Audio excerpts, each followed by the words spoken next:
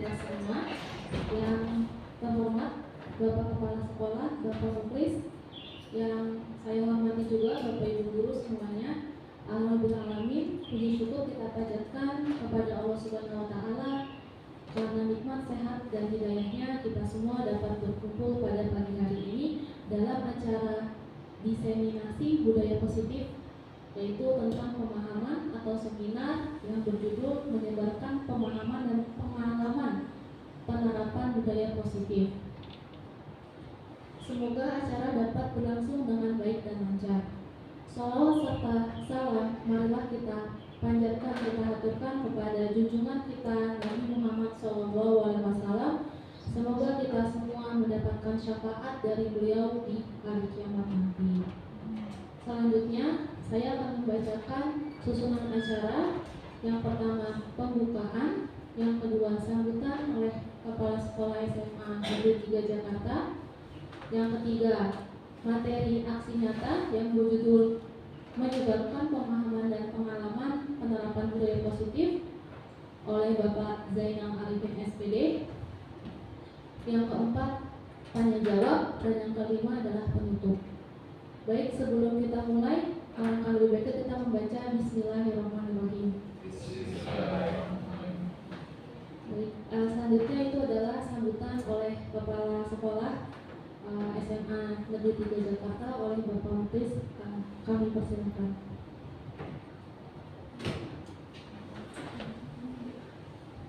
Bismillah. Assalamualaikum warahmatullahi wabarakatuh. Selamat pagi, salam sehat, salam sejahtera, selamat bagi kita semua. Alhamdulillahirrahmanirrahim. Segala puja dan puji syukur kita panjatkan kepada Allah Subhanahu wa Ta'ala, Tuhan yang Maha Kuasa. Karena berkah rahmat taufik hidayah inayah serta ridhonya, pagi ini kita masih diberikan kesehatan dan umur panjang sehingga bisa hadir di ruangan ini mengikuti kegiatan diseminasi Pak Zainal Arifin sebagai calon guru bergerak angkatan 10 dari SMA Negeri 3 Jakarta. Selanjutnya salam dari salam semua selalu tercurah untuk yang kita Nabi Muhammad SAW. Bapak Ibu sekalian yang hadir pada kesempatan ini, yang pertama saya sampaikan terima kasih dan penghargaan atas kehadiran Bapak dan Ibu yang berkenan untuk menghadiri kegiatan diseminasi ini. Yang kedua tentu untuk narasumber kita Pak Zainal, terima kasih sudah berani ya menampilkan karyanya, aksi nyatanya terkait dengan kegiatan pengembangan yang lagi diikuti di guru penggerak.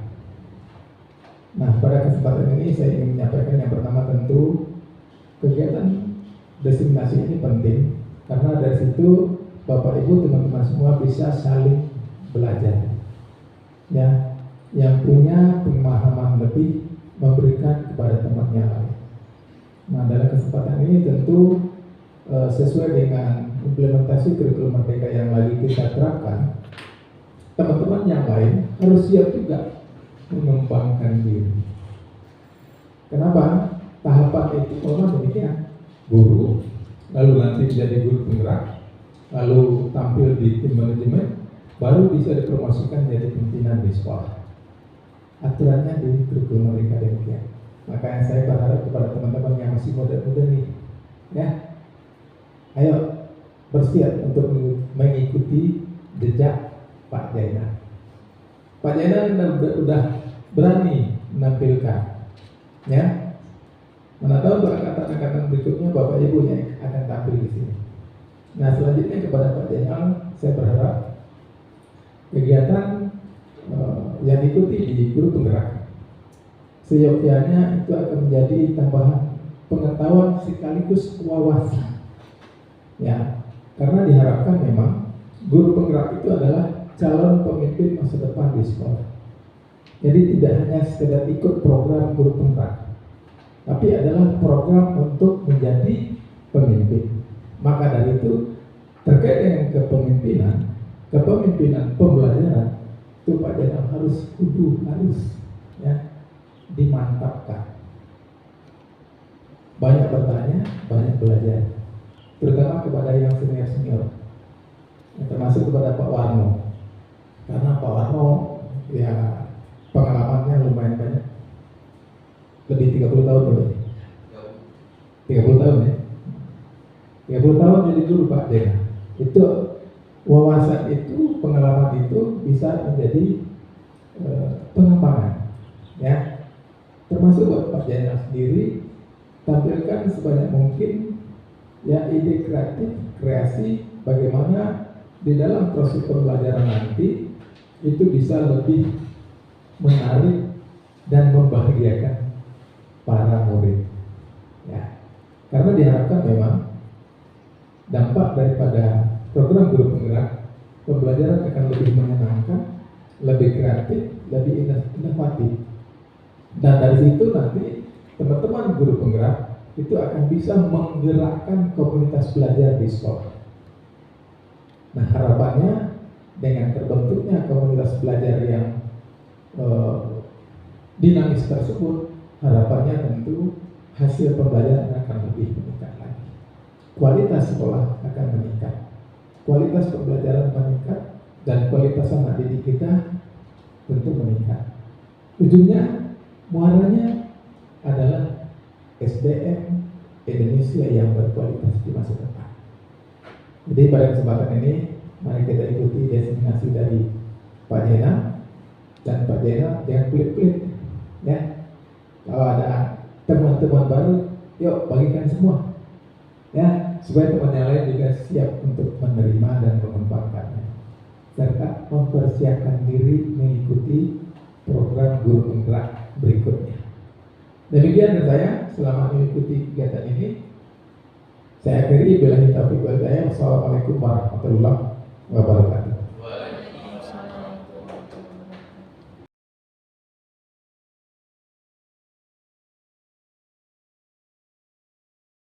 Iya, dari tadi kita masuk ke acara selanjutnya, yaitu adalah pemaparan materi, yaitu dengan judul pendedaran pemahaman dan pengalaman penerapan budaya positif oleh Bapak Zainal Arifin SPD. Kami persilakan.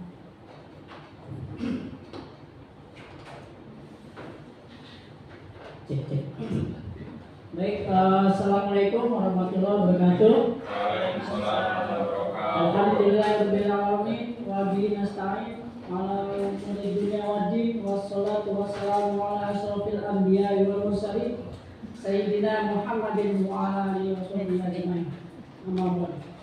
Ya, pertama dan utama marilah kita panjatkan ucap alhamdulillah, puji syukur kehadirat Allah Subhanahu wa taala yang telah memberikan nikmatnya begitu banyak pada kita, seperti nikmat iman, nikmat Islam, dan sehat walafiat, sehingga kita bisa hadir di sini pada kegiatan diseminasi budaya positif yang akan saya sampaikan nanti.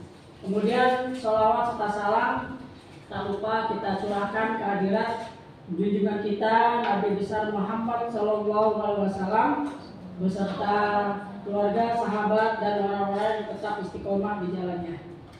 Bismillah. Saya ada di sini untuk sharing ilmu, Bapak Ibu. Sharing ilmu yang sudah saya dapat dari pembelajaran CGP atau PGP ya, Pendidikan Guru Penggerak. Ini masuk modul 1.4. Ini aksi nyatanya. Ya, aksi nyatanya. Jadi ini temanya mengenai menyebarkan pemahaman dan pengalaman penerapan budaya positif. Nah, untuk berikutnya kita buat kesepakatan kelas dulu, Bapak Ibu ya, yang hadir di sini. Kesepakatan kelas yang pertama, berpartisipasi aktif. Jadi saya mengharapkan Bapak Ibu di sini bukan hanya 4D ya, datang duduk diam dengar, tapi berpartisipasi aktif. Aktifnya boleh kasih masukan atau bertanya ya, jika mungkin ada yang masih mengganjali hati atau yang masih belum paham, dan kita sharing nanti. Kemudian yang kedua, mengangkat tangan jika hendak bertanya atau berbicara. Kemudian menghargai pendapat orang lain. Ya, di sini tidak ada benar, tidak ada salah, jadi semuanya sama. Ya. Kemudian berikutnya adalah tertib, kemudian bergembira. Ya, silakan dinikmati snapnya, ala kadarnya. Jadi kita di sini having fun ya, bergembira, tidak tegang segala macam lah, santai, relax. Jadi sepakat Bapak Ibu ya, ini ya kesepakatan kelasnya. Kemudian berikutnya masuk ke mulai materi ya, budaya positif. Jadi materi hari ini adalah tentang budaya positif. Nah, apa itu budaya positif? Ya, bisa lihat di depan. Ya, budaya positif merupakan nilai-nilai, keyakinan-keyakinan dan kebiasaan-kebiasaan di sekolah yang berpihak pada murid agar murid dapat berkembang menjadi pribadi yang kritis, penuh hormat dan bertanggung jawab. Ya, jadi di sini ada nilai-nilai, kemudian keyakinan dan kebiasaan di sekolah. Tentunya kebiasaan-kebiasaan yang sifatnya positif. Nah, untuk itu nanti setiap pembelajaran ya, sebelum mulai pembelajaran itu makanya kita harus mulai dengan pembuatan kesepakatan atau keyakinan. Ya, keyakinan kelas di sini. Ya, keyakinan kelas ini harus diketahui oleh semuanya, baik dari murid maupun guru. Nah, di sini adalah rangkaian materi yang akan disampaikan. Konsep utama budaya positif yang pertama itu pembelajaran, kemudian pembelajaran dengan paradigma baru, kemudian yang berikutnya disiplin positif, kemudian nilai-nilai kebajikan, kebutuhan dasar manusia, motivasi perilaku manusia, posisi kontrol guru, keyakinan kelas, dan yang berikutnya adalah segitiga restitusi. Yang pertama, pembelajaran dengan paradigma baru. Ya, pembelajaran dengan paradigma baru merupakan pembelajaran dirancang berdasarkan prinsip pembelajaran berdiferensiasi, sehingga peserta didik belajar sesuai kebutuhannya berdasarkan tahap perkembangan sesuai teori psikologi modern untuk mewujudkan profil pelajar Pancasila. Nah, ini pembelajaran dengan paradigma baru. Jadi kita bila melakukan pembelajaran berpihak ke murid, ya, berpihak ke murid. Dan ini salah satu adalah pembelajaran berdiferensiasi. Ya, berdiferensiasi. Kita memperlakukan murid tidak boleh sama. Jadi tentunya kan murid-murid atau siswa kita kan beda-beda. Ya, baik perilakunya, kemudian gaya belajarnya, karakternya, dan sebagainya. Nah, itu makanya kita harus melakukan berdiferensiasi. Kita tidak boleh menyamaratakan semuanya. Nah, berikut ini adalah profil pelajar Pancasila. Yang di sini pertama tentunya ya, yang pertama ini beriman. Ya, beriman, bertakwa kepada Tuhan Yang Maha Esa dan berakhlak mulia. Ini nomor satu, prioritas utama nomor satu. Kemudian berikutnya adalah mandiri, kemudian bernalar kritis, kemudian kreatif, bergotong royong, berkebinekaan global. Jadi ini semuanya termaktub dalam Pancasila, semuanya dari sila pertama dan seterusnya. Ya, jadi kita mengharapkan nanti para murid kita, siswa kita, peserta didik kita itu seperti ini. Ya, beriman dan bertakwa. Makanya di sini kan ada waktu khusus ya dari bagian kurikulum. Saya berikan apresiasi pada bagian kurikulum bahwa diberikan waktu khusus untuk sholat duha itu. Jadi hari setiap hari Rabu ya jam 10 istirahat pertama dikasih waktu setengah jam ya untuk sholat duha. Ya, kalau sholat duha juga mereka atau kita itu bisa mengharapkan berdoa ya kepada Allah Subhanahu wa taala. Kita meminta apapun ya. Makanya untuk siswa itu, terutama siswa itu yang kelas 12 itu diharapkan sering-sering ya ditanjurkan untuk sholat duha supaya mereka dilancarkan ya dalam SNBP-nya, dalam SNBT-nya dan sebagainya. Dan juga untuk kelas 10 dan 11 diberikan kelancaran, tidak ada hambatan sampai naik ke tingkat berikutnya. Kemudian di sini juga kita ajarkan mengenai kemandirian siswa, ya, supaya siswa tidak bergantung, selalu bergantung ke orang lain. Kemudian bernalar kritis. Ya, benar kritis ini bukan artian siswa bicara apa adanya ya, jadi harus dengan etika juga. Jadi benar kritis ini apa yang dia tidak mengerti atau dia tidak setuju dengan kita ya sebagai guru itu bisa diutarakan, ya tentunya dengan mengutamakan adab. Kemudian berikutnya kreatif, bergotong royong dan berpendidikan global. Berikutnya mengubah paradigma stimulus modern ke pendekatan teori kontrol. Nah ini yang sebelumnya nih, ya stimulus respon tentang dunia. Nah ini teori kontrol tentang dunia. Nah sebelumnya kan kita menganggap realitas ya kebutuhan kita sama, realitas kebutuhan kita sama. Dan menurut teori kontrol ternyata realitas kebutuhan kita berbeda. Ya pasti berbeda. Setiap manusia itu pasti beda. Ya setiap manusia kita butuh apa misalnya? Butuh makan, tapi makannya kan macam-macam. Ya, apakah dengan makan nasi doang cukup? Apakah setelah makan nasi dia ngemil dan sebagainya? Ya, itu beda-beda setiap manusia itu untuk kebutuhannya. Kemudian kebutuhan kan ada primer, sekunder, tersier. Setelah primernya terpenuhi, apakah sekundernya dia penuhi juga?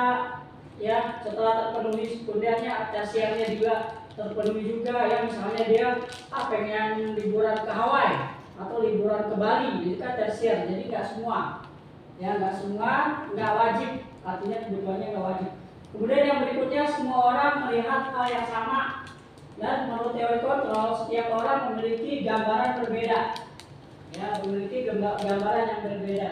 Kemudian yang berikutnya kita mencoba mengubah orang agar berpandangan sama dengan kita. Nah, ini kesannya kemaksaan jadi. Ya, otoriter ya, otoriter.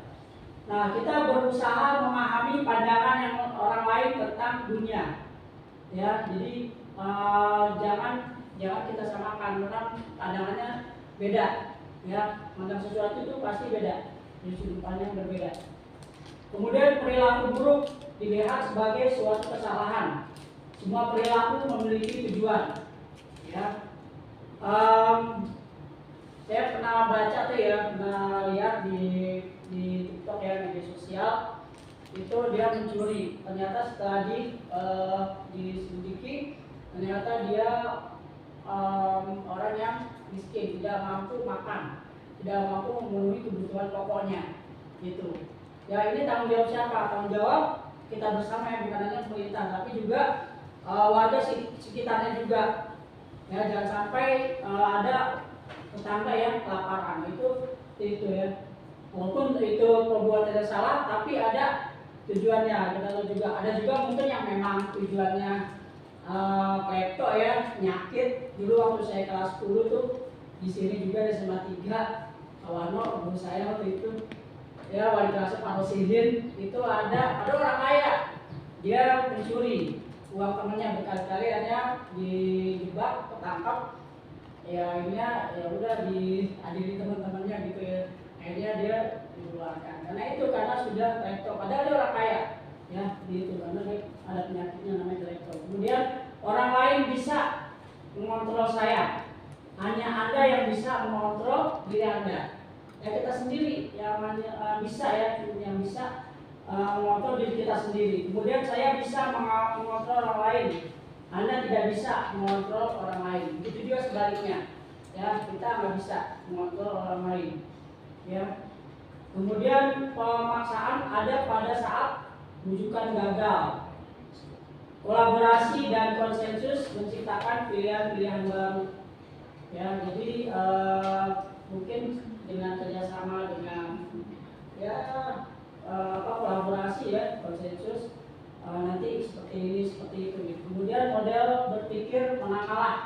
Nah, ini teori kontrol, model berpikir menang-menang ya, win-win solution. Itu yang sering kita dengar ya di televisi maupun di media lainnya.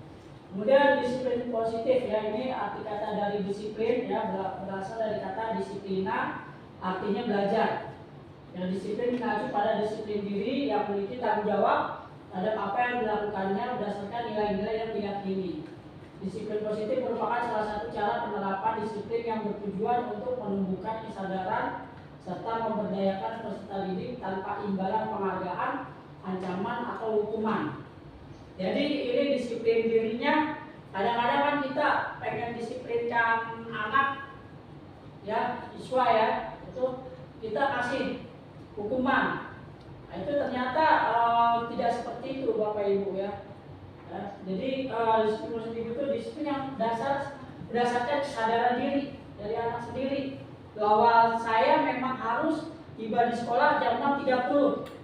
Itu dari kesadaran dia sendiri.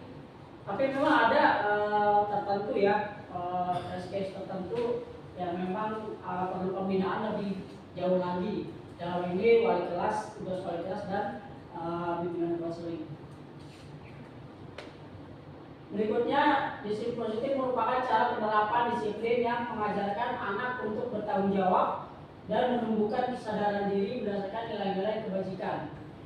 Ya, sebagai pendidik, tujuan kita adalah menciptakan peserta didik yang memiliki disiplin diri sehingga mereka berperilaku mengacu kepada nilai kebajikan universal dan memiliki motivasi intrinsik dalam perubahan perilaku ke arah yang lebih baik. Ya, jadi diharapkan peserta didik kita bukan hanya dia taat peraturan, bukan hanya dia taat tertib karena hukuman tadi. Ya kalau dulu kita mengenal skor ya, zaman dulu tuh di sini tuh skor Pak Warno tuh udah pengalaman banget tuh bagi siswaan. Jadi anak yang tidak terlambat kasih skor sekian, misalnya 10, itu dikumpulin kumpulin sampai setahun, jumlahkan, nanti kalau sudah lebih panggil orang tua. Seperti itu.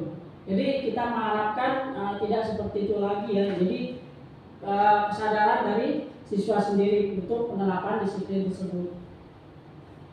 Nah, berikut ini adalah nilai-nilai kebajikan, ya nilai-nilai yang disepakati bersama lepas dari suku bangsa, agama, bahasa maupun latar belakangnya. Nah, ini contohnya.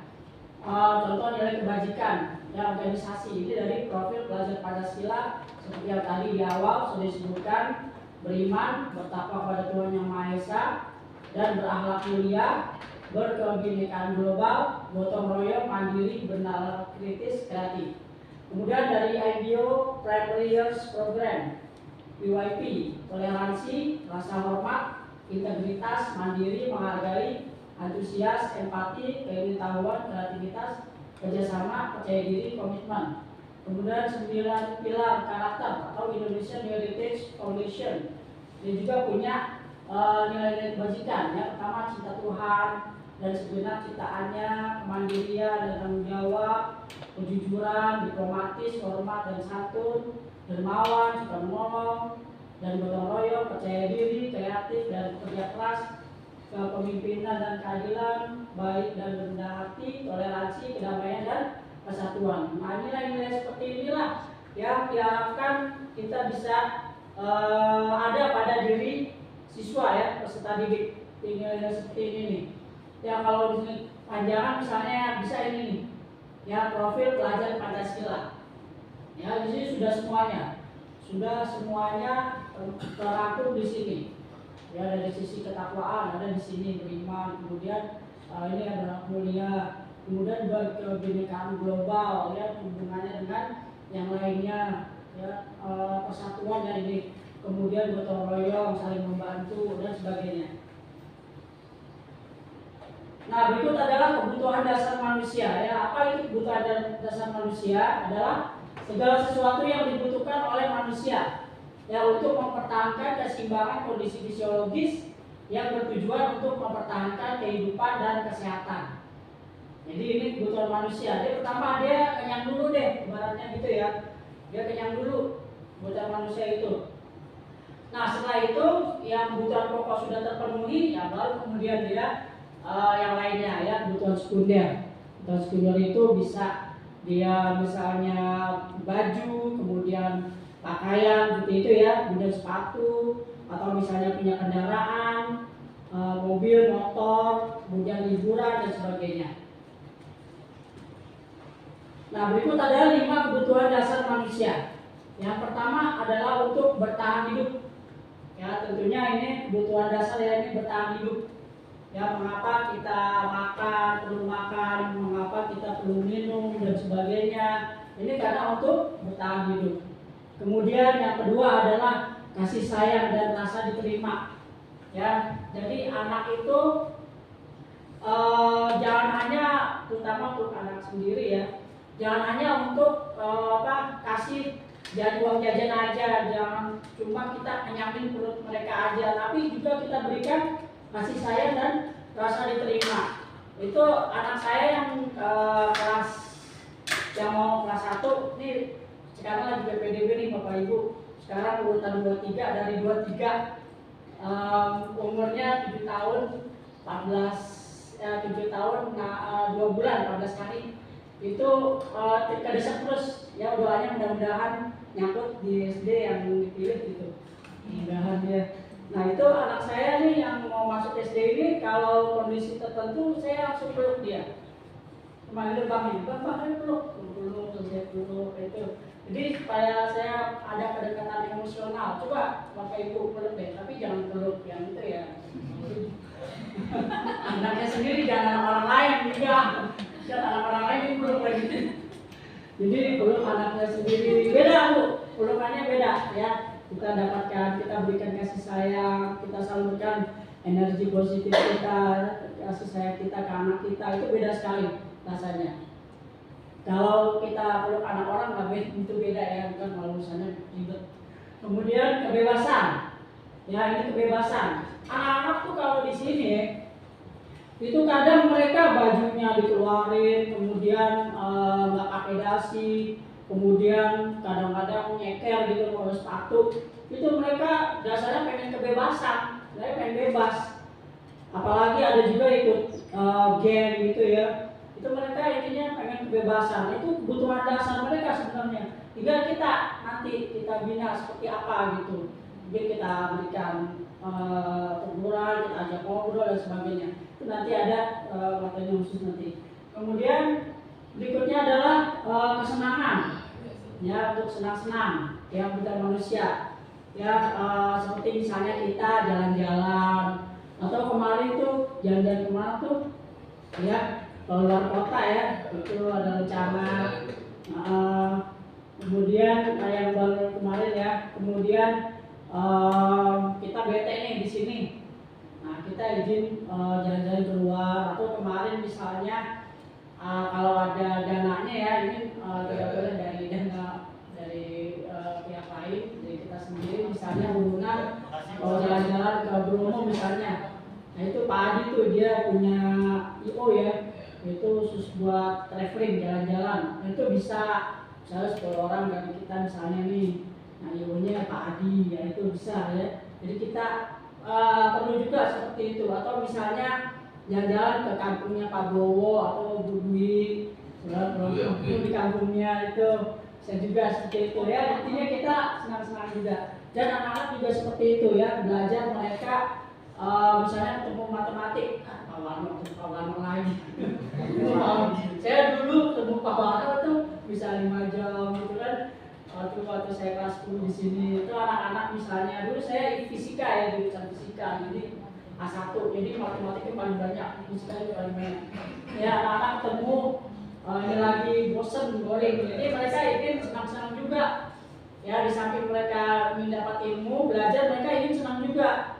Caranya gimana? Yaitu ke ke kreatifan Bapak Ibu. Apalagi matematik nih, yang senior Pak Warno, ya sebagai senior sepuh di sini mungkin lebih banyak tahu seperti apa ngadepin anak-anak. Ya jujur saya waktu diajak Pak Warno dulu kelas 10, alhamdulillah lebih gampang terima. Sebenarnya dulu Bu Sri Samsia, anak beliau cuti melahirkan, cuma sekali doang ketemu, akhirnya ada guru baru, siapa namanya? Mas Warno. Ternyata pas ngajar pertama langsung klop gitu, langsung nyetel gitu, langsung bisa terima. Apalagi ada dulu les gratis. Dulu waktu kelas 10 les gratis di Albaina, komandannya Pak Rosidin. Jadi gurunya Pak Warno, Bu Bel, sama Pausin sendiri gitu. Itu gratis, jadi kita itu kelas 10 gratis layanannya, les di sana gitu, bimbel di sana gitu. Alhamdulillah ya seperti itu ya. Jadi buat anak senang, belajar buat anak senang, lagi yang matematik, kimia, fisika itu gimana caranya deh. Ya yakin guru-guru eksak tersebut punya cara tersendiri supaya anak-anak tuh belajarnya lebih happy gitu, lebih senang. Kemudian berikutnya adalah untuk penguasaan ya, untuk penguasaan. Nah, lanjut Bapak Ibu, berikutnya motivasi perilaku manusia. Ya, motivasi perilaku manusia. Motivasi merupakan dorongan yang timbul pada diri seseorang secara sadar atau tidak sadar untuk melakukan suatu tindakan dengan tujuan tertentu. Ini definisi dari motivasi ya, dorongan dari seseorang, dari dalam diri seseorang. Nah, ini ada macam-macam motivasi. Yang pertama intrinsik ini dari dalam, kemudian ekstrinsik dari luar. Nah, untuk intrinsik ini menghargai nilai kebajikan diri sendiri. Ya, peserta didik melakukan disiplin diri karena sadar akan nilai kebajikan pada dirinya sendiri. Ya, dia dari dalam dirinya nih, dia sadar gitu dalam dirinya dia harus disiplin, dia harus rajin belajar dan sebagainya. Kemudian ekstrinsik menghindari ketidaknyamanan dan hukuman. Ya, peserta didik melakukan disiplin diri karena dia takut dihukum. Nah, ini yang banyaknya terjadi di sini ya. Ini tugas kita semua, tugas kita bersama nih, supaya anak-anak bukan dia patuh bukan karena takut, tapi karena dari dirinya, timbul dari dirinya sendiri. Ini mereka sini kayak takut dihukum, ya. Makanya ngumpet-ngumpet. Saya sering tuh nemuin tuh pas jam pramuka, ya di masjid lantai 2. Saya lihat lantai 2, ada cowok daripada tidur, cewek juga. Terus di bawah tuh tempat sepatu ada ngumpet. Nah itu ya karena mereka takut dihukum gitu, jadi kayak gitu, jadi ngumpet-ngumpet. Kemudian ekstrinsik mendapatkan imbalan atau penghargaan. Ya, peserta didik melakukan disiplin diri karena ingin mendapatkan imbalan. Seperti ini dari ekstrinsik. Misalnya yang nanti duduknya nanti tertib, rapi, nanti dikasih permen atau dikasih coklat misalnya, itu ya mendapatkan imbalan. Nah, ini ekstrinsik ya, dari ekstrinsik. Nah, konsep disiplin ya, ini kita bicara konsep disiplin dengan identitas gagal. Jadi ini gagal ya, bisa dibilang gagal nih untuk disiplin ini. Nah, ini berupa hukuman. Apa ini hukuman? Ini menyakitkan, ya menyakitkan. Kemudian tidak nyaman. Jadi kalau kita mendapat hukuman ya, mendapat hukuman segala macam, itu kan dalam dirinya tuh merasa dia menyakitkan ya, menyakitkan. Kemudian pasti dia tidak nyaman. Nah, namanya dihukum, misalnya suruh diri di depan satu kaki, itu menyakitkan bagi dirinya ya secara psikologis. Kemudian tidak nyaman, merasa tidak nyaman. Dia itu bisa diketawain teman-temannya dan sebagainya. Kemudian murid takut, ya, merasa takut. Kemudian memaksa murid menyembunyikan kesalahan dan murid menjadi rendah diri. Nah, ini efek dari hukuman. Kemudian penghargaan. Nah, ini penghargaan juga tidak efektif ternyata. Saya juga baru dapat ilmunya ternyata, Bapak Ibu ya, dari pelajari modul ini. Ternyata untuk memberikan penghargaan itu ternyata dibilang gagal menurut teori ini. Ya, kenapa? Karena pertama tidak efektif penghargaan ini, kemudian merusak hubungan, sifat iri. Coba kalau kita kasih hadiah berupa coklat, yang dapat ini dapat coklat gitu, terus yang lain Pak saya mau juga dong, nah gitu saya, jadi menimbulkan seperti ini juga ternyata. Kemudian mematikan kreativitas, kemudian menghukum dengan sistem ranking, merampas hak menghargai dirinya. Kemudian ini adalah indikator identitas sukses ya. Kemudian pertama konsekuensi, penguatan jangka pendek, perlu monitoring berkelanjutan, stimulus atau respon, kemudian murid menghormati peraturan, kehilangan waktu untuk merenungi kesalahan. Ini kelebihannya. Kemudian restitusi, murid bertanggung jawab untuk perilakunya. Kemudian fokus pada pemecahan masalah jangka panjang. Murid menghormati dirinya dan orang lain. Teori kontrol dirinya memegang kontrol. Murid bersemangat memperbaiki kesalahan. Ini poin-poin penting ada di konsep disiplin dilihat dari segi restitusi. Nah, berikutnya adalah konsep disiplin ya, konsep disiplin pendekatan restitusi, sebuah cara menanamkan disiplin positif pada murid. Nah, ini pengertian atau definisi dari restitusi adalah proses menciptakan kondisi bagi murid untuk memperbaiki kesalahan mereka sehingga mereka bisa kembali pada kelompok mereka dengan karakter yang lebih kuat. Ya, jadi kita berikan bukan hukuman ternyata, kita berikan restitusi karena restitusi ini memperbaiki kesalahan mereka dengan karakter yang lebih kuat. Jadi diharapkan setelah kita berikan restitusi mereka berubah, ya berubah ke arah yang lebih baik lagi dengan karakter yang lebih kuat. Kemudian, nah ini ciri-ciri restitusi. Pertama, bukan untuk menebus kesalahan, namun untuk belajar dari kesalahan. Yang kedua, memperbaiki hubungan. Yang berikutnya tawaran, ya tawaran bukan paksaan. Kalau hukuman itu paksaan, memaksa. Kita maksa mereka untuk taat, ya untuk patuh. Kemudian restitusi menuntun untuk melihat ke dalam diri. Restitusi mencari kebutuhan dasar yang mendasari tindakan. Restitusi diri adalah cara yang paling baik. Restitusi fokus pada karakter bukan tindakan. Restitusi fokus pada solusi. Restitusi mengembalikan murid yang berbuat salah pada kelompoknya. Nah, ini contoh kasus ya, contoh kasus kita ingin mengetahui perbedaannya antara hukuman, konsekuensi, dan restitusi. Contoh kasus, siswa sering tidak mengerjakan PR. Yang hukumannya apa? Guru menghukum siswa tersebut hormat bendera selama 10 menit. Guru marah dan murid takut. Ini yang didapat seperti ini ya. Guru marah, pasti marah, guru marah gitu. Dan murid takut. Nah, guru marah ya otomatis kebalikannya ya. Murid jadi takut. Kemudian konsekuensi. Kalau kita ambil tindakan konsekuensi, guru memberikan konsekuensi untuk mengerjakan PR-nya saat istirahat atau dikerjakan sebanyak 3 kali lipat. Jadi kalau ini nih dia belum tentu kita suruh ngerjain PR, tapi dia justru kita suruh berdiri selama 10 menit. Ya, ini bisa secara fisik dan psikologis juga ini. Nah, kalau konsekuensi, memberikan konsekuensi kerjaan PR saat istirahat. Jadi saat teman-teman yang lainnya istirahat, makan, minum, ngobrol, santai segala macam, lah kita kasih dia kerjaan PR, kita kasih dia kerjaan yang memang dia tidak kerjakan sebelumnya. Ya, kita kasih 3 kali lipat. Ya, misalnya PR-nya cuma sampai 5, kita kasih sampai 15. Itu ya 3 kali lipatnya. Nah, ini apa nih? Bukannya guru tegas. Ya, kita lihat guru tegas dan siswa menghormati peraturan. Ya, pasti menghormati peraturan. Ini tegas. Yang beda marah sama tegas itu beda. Kemudian restitusi, guru menanyakan keyakinan kelas atau dirinya dan membantu siswa menyelesaikan masalahnya. Kemudian guru terbuka dan siswa menghormati dirinya dan orang lain. Nah, kita harapkan seperti ini nih. Ya, restitusi.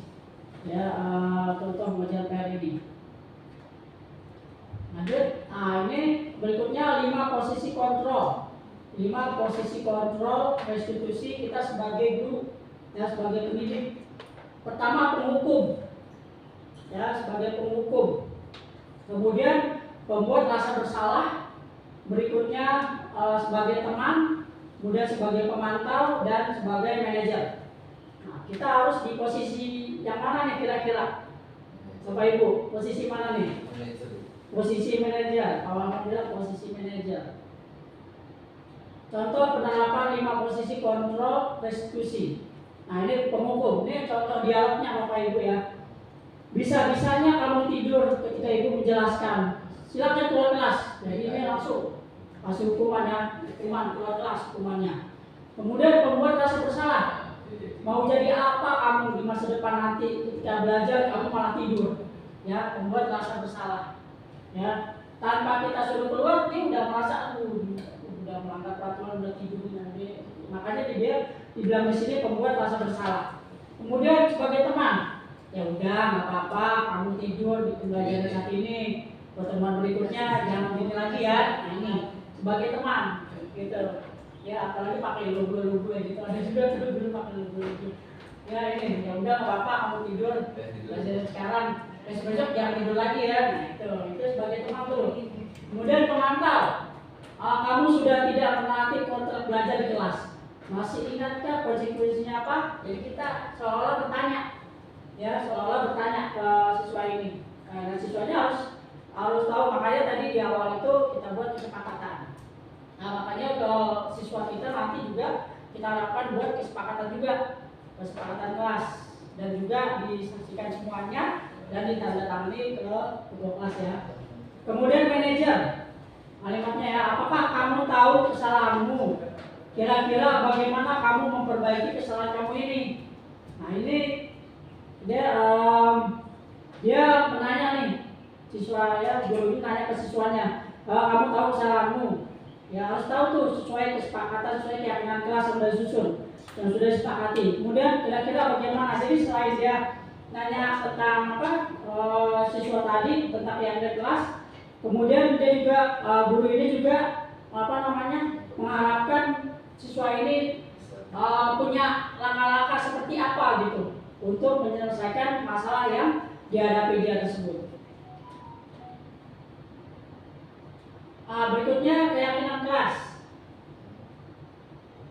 Ya keyakinan kelas ini kita santai sedikit ya.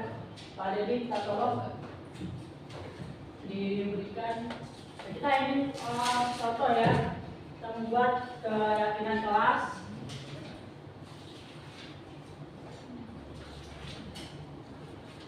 Keyakinan kelas.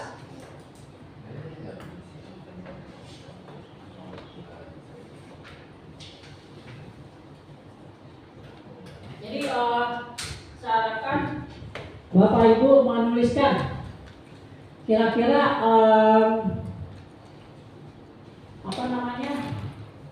untuk keyakinan kesepakatan kelas.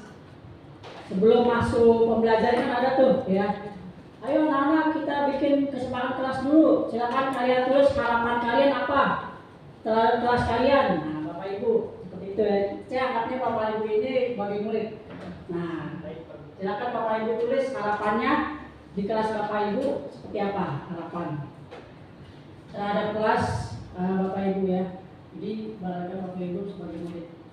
Satu poin aja, satu poin.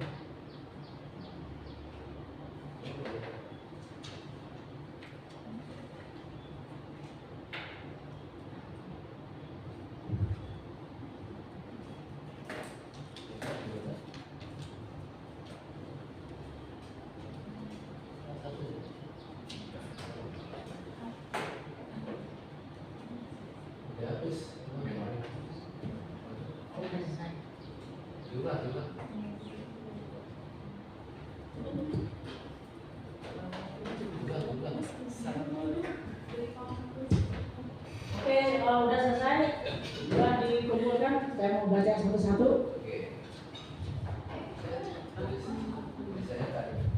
Ditaruh sini kali ya? Udah sini Bu. Ya.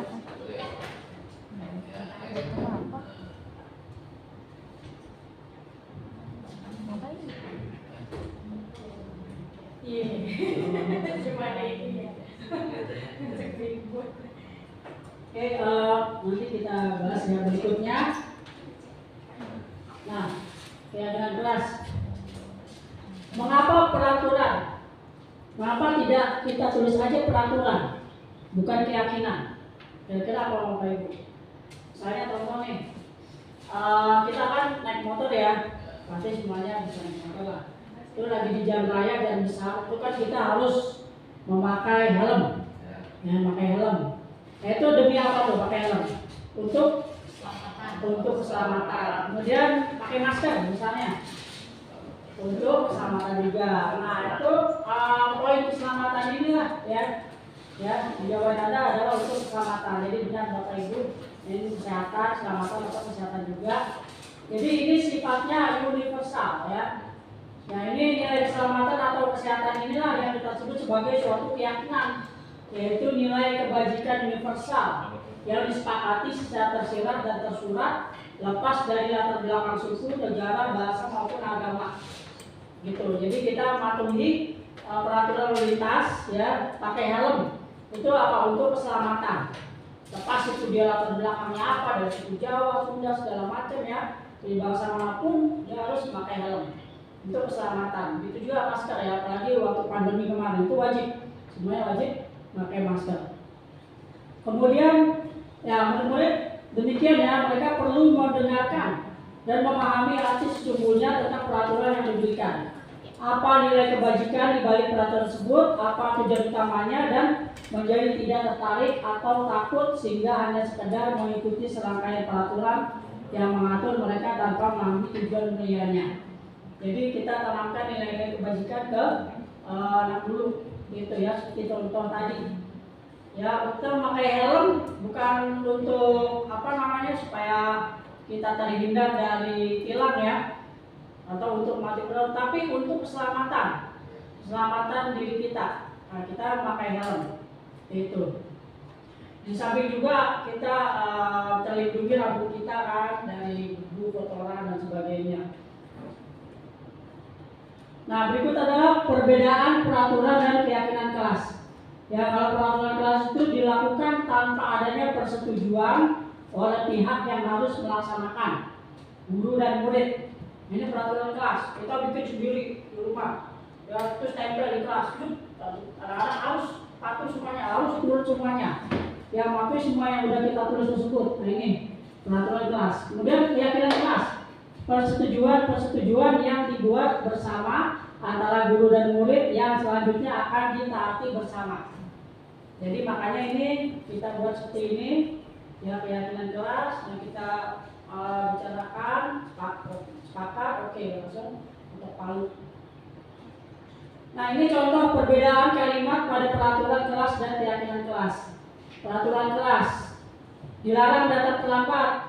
Keyakinan kelas, hadir tepat waktu. Ini jadi untuk peraturan kelas ini negatif, ya, kalimat negatif. Jadi kalimat negatif itu ada kalimat isinya ada mengandung kata jangan, tidak, dilarang dan sebagainya.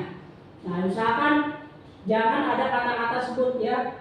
Ya, jangan ada kata dilarang, tidak, ya. Misalnya sini dilarang datang terlambat. Kita harus menggunakan kalimat positif. Hadir tepat waktu. Itu. Ya, ini kalimat positif. Kemudian yang kedua, dilarang mengejek dan bertengkar. Kalimat positifnya saling menghormati dan menyayangi. Ya, kemudian dilarang memotong pembicaraan guru, angkat tangan sebelum bicara. Nah, ini kalimat positifnya. Berikutnya dilarang mencontek. Kalimat positifnya selalu bersikap jujur. Dilarang buang sampah sembarangan. Buang sampah pada tempatnya. Ini. Jadi untuk membuat keyakinan kelas kita tidak boleh menggunakan kata negatif, ya, nuansa negatif ini.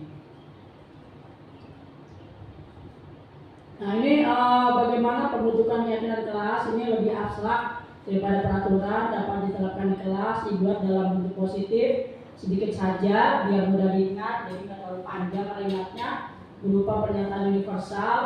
Kemudian bersedia meninjau kembali keyakinan kelas dari waktu ke waktu. Semua warga kelas hendaknya ikut berkontribusi dalam pembuatan keyakinan kelas. Ya, semuanya, siswa maupun guru, dan ini warga kelas Indonesia. Nah, berikutnya nilai-nilai kebajikan universal apa aja di sini, ada banyak, ya. Peduli, rajin, integritas, rasa hormat, keterus-terangan, keberanian, kebahagiaan, tanggung jawab, kebersihan dan sebagainya. Ini nilai-nilai kebajikan yang kita harus jadikan keyakinan kelas di sini. Nah, ini saya bacakan nih. Kelas yang kondusif dan nyaman. Kira-kira maksudnya kemana, Bapak Ibu? Kelas yang kondusif dan nyaman. Kelas yang kondusif dan nyaman. Maksudnya kemana kira-kira?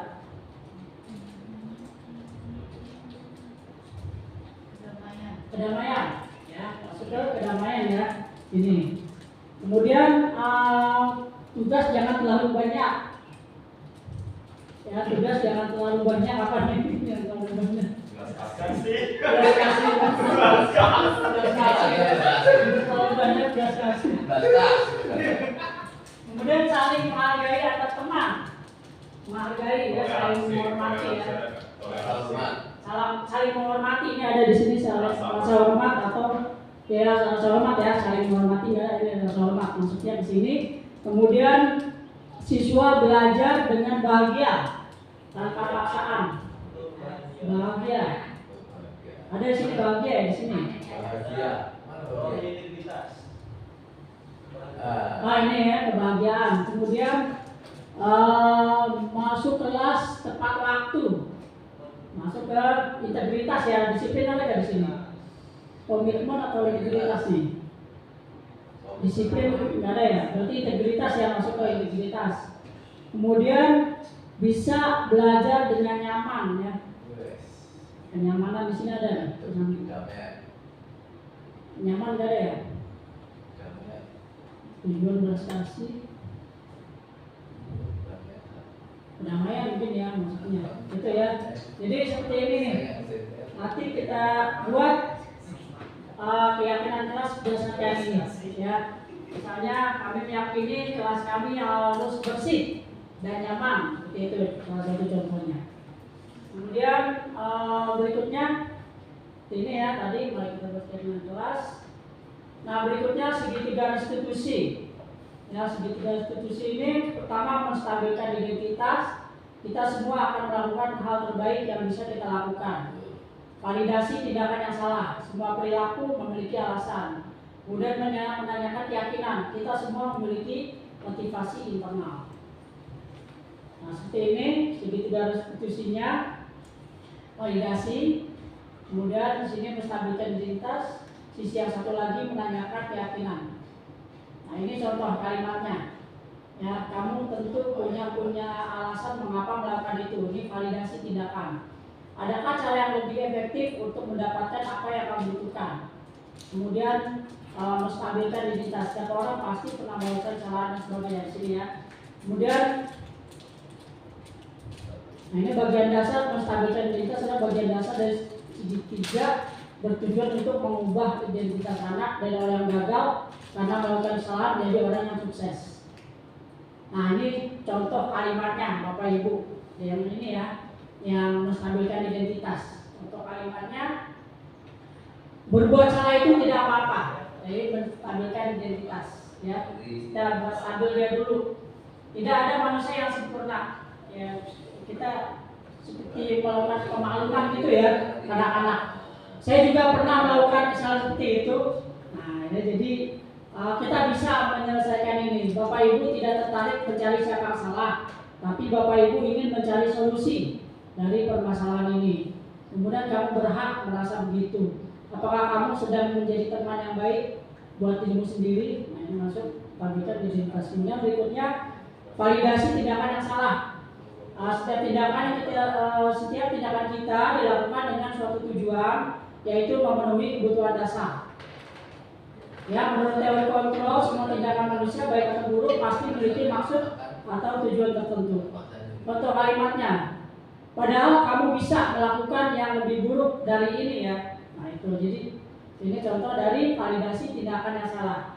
Kita semacam membenarkan gitu ya untuk kita bikin alasan yang lain. Kamu pasti punya alasan mengapa melakukan hal itu. Kemudian kamu patut bangga pada dirimu sendiri karena kamu telah melindungi sesuatu yang penting buatmu. Kamu boleh mempertahankan sikap itu, tapi kamu harus menambahkan sikap yang baru. Ya, jadi dia seperti membenarkan ini, benar enggak ya? Benarkan yang salah, benar enggak? Dia guru ini ingin memberikan pemahaman ke siswa tanpa dia bentak-bentak sebagainya. Ya, dengan kalimat seperti ini. Berikutnya menanyakan keyakinan. Ya, teori kontrol menyatakan bahwa kita pada dasarnya termotivasi secara internal. Ya, ketika identitas sukses telah tercapai dan jika laku yang salah telah divalidasi, maka anak akan siap untuk berhubungan dengan nilai yang dia percaya. Nah, contohnya apa yang kita percaya sebagai kelas atau keluarga? Apa nilai umum yang kita telah sepakati? Apa bayangan kita tentang kelas yang ideal? Kamu mau jadi apa? Dan kamu mau jadi orang yang seperti apa ini? Ya, kita tidak menghukum anak, tapi kita justru bertanya seperti ini. Ya, anak nanti merasa, oh harus seperti ini, oh saya ternyata harus begini dan sebagainya. Nah ini posisi kita sebagai manajer ya Bapak Ibu. Jadi kalau ada anak ada yang bermasalah, misalnya tentang kehadiran ya, tentang kehadiran atau ada kasus-kasus tertentu, kita bisa berkonsultasi dengan anak, tentunya dengan melibatkan orang tua. Seperti itu, misalnya anak yang hadir kita panggil orang tua, kita beri pemahaman ke orang tua, ke anak-anak bahwa kehadiran itu penting ya, karena semuanya masuk penilaian, termasuk penilaian sikap untuk kehadiran ini. Kemudian ada anak misalnya waktu itu ada dia ada masalah dengan salah satu guru di sini, dia melawan ya, walaupun dia merasa dia tidak salah gitu, tapi tetap tidak boleh melawan guru itu, tidak boleh karena melawan orang yang lebih tua gitu. Nah dipanggil orang tuanya ini ya, panggil orang tuanya, ajak ngobrol ke dia dan sebagainya. Ini posisi kita sebagai manajer. Nah ini dia nggak datang orang tuanya, samperin ke rumahnya, ya melalui home visit seperti itu, kita samperin ke rumahnya. Itu udah berkali-kali ini, samperin. Sampai ujian pun saya bonceng, saya samperin, saya pakai motor ke rumahnya, saya ajak ke sini buat ikut ujian. Itu ya posisi kita sebagai manajer seperti itu. Nah ini langkah-langkah untuk pembuatan keyakinan kelas, kita jelaskan dulu tujuannya seperti apa pembuatan keyakinan kelas, kemudian kita suruh anak-anak untuk menuliskan di kertas lembar, kemudian kita rangkum ya, kita sarikan lagi apa yang udah tulis kan banyak tuh, ada 36. Untuk kita sarikan lagi yang sama yang mana, kemudian kita bikin kalimatnya sesuai dengan keyakinan kelas. Oke, demikian, terima kasih paparan saya, mohon maaf terlalu panjang. Mungkin dari Bapak Ibu ada yang mau memberikan masukan atau ingin bertanya, dipersilakan pada Bapak Ibu. Saya serahkan ke moderator.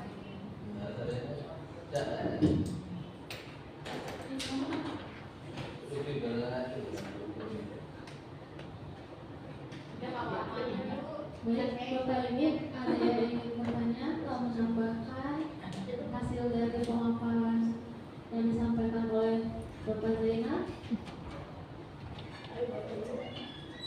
Suruh saya Pak. Memang harus ada pertanyaan.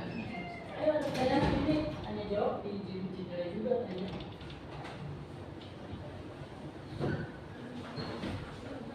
Masukan beberapa Ya, masukan saran.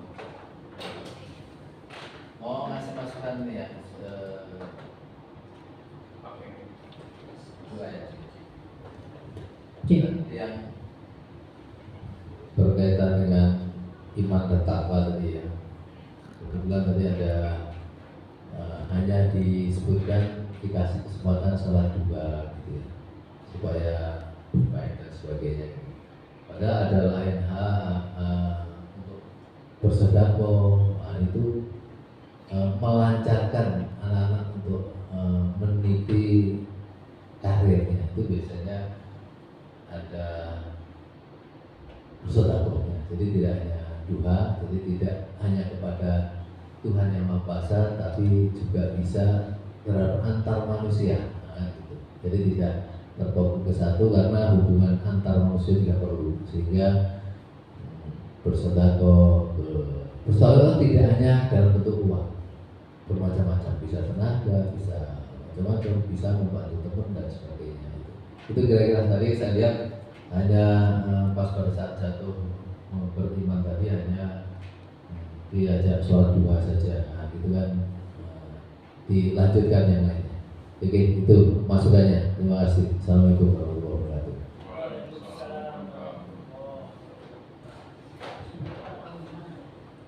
Ada lagi mungkin Bapak Ibu yang ingin memberikan masukan? Mau bertanya? Baik, saya jawab. Saya memberi tanggapan. Terima kasih Bapak Suwarno atas masukannya. Ya, memang di samping kita hubungan kita secara vertikal, dalam hal ini hubungan kita kepada Allah Subhanahu wa Ta'ala, berupa sholat duha, itu kan hubungan kita secara vertikal ya, ke atas, kita langsung minta melalui apa? Melalui sholat duha.